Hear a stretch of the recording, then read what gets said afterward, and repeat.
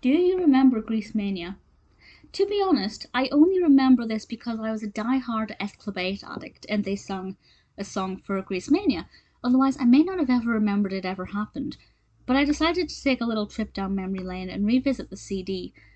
And there are actually aspects of this that are a lot more pleasant than I remembered. And there are some that are slightly questionable. So I thought I'd just talk about my thoughts on some of the tracks today. What I will say is these are much better if you watch the actual video performances on YouTube than if you just listen to the CD, particularly for the ones where the vocals are maybe not that great. But this is, Greasemania was a TV show, a one-off special celebrating Greece that aired on TV. I don't remember which TV channel, I assume it would have been BBC or ITV. Feel free to let me know if you remember. And we had these pop stars and a few other celebrities singing songs from Greece, which sounds quite fun. And a lot of the covers are pretty good. Some of them not so much. A couple of them are very gimmicky. But I was kind of impressed, so I just thought we'd take a little look through them. There are some songs that I didn't really care about, but there were some that I genuinely really enjoyed. Starts off with Grease, with Gareth Gates. Doesn't sound like Gareth Gates. It's kind of weird when I hear Gareth Gates in my head singing his popular songs.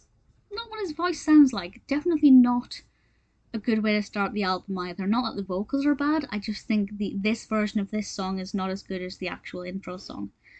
But then we move on to Summer Nights, which is Jonathan Wilkes and Suranne Jones. I had no recollection of Suranne Jones doing this, nor did I know she could sing.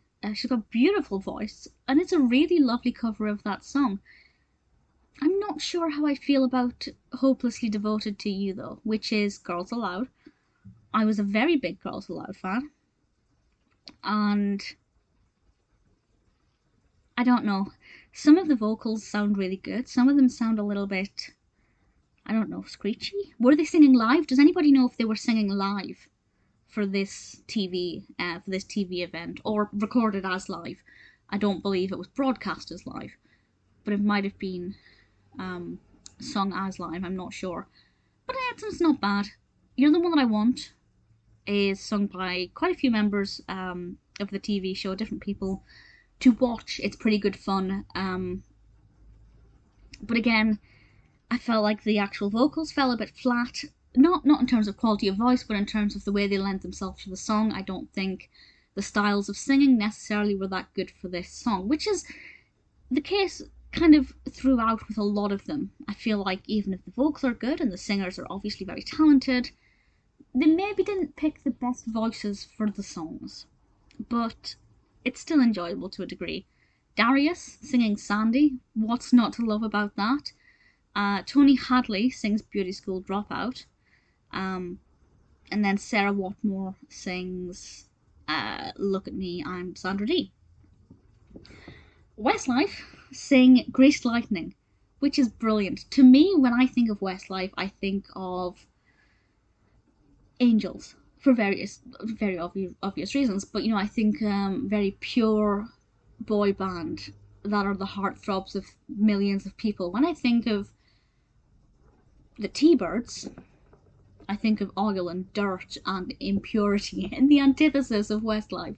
So I just think that dichotomy was an absolute joy. Their performance was brilliant. The vocals are really quite pleasing, and I enjoyed it. I had a lot of fun with it. Esclabate singing Tears on My Pillow. As I said, this is one that I've never forgotten this song. I often sing it randomly whenever I hear this song. I think of their version. The choreography for this was pretty good. The set design was nice. They had a bed, and Daisy and Hannah were sitting on the bed. Frankie and Stacey and Rochelle were doing a lot of the lead vocals. The boys were sometimes mingling with them, sometimes off doing their own thing.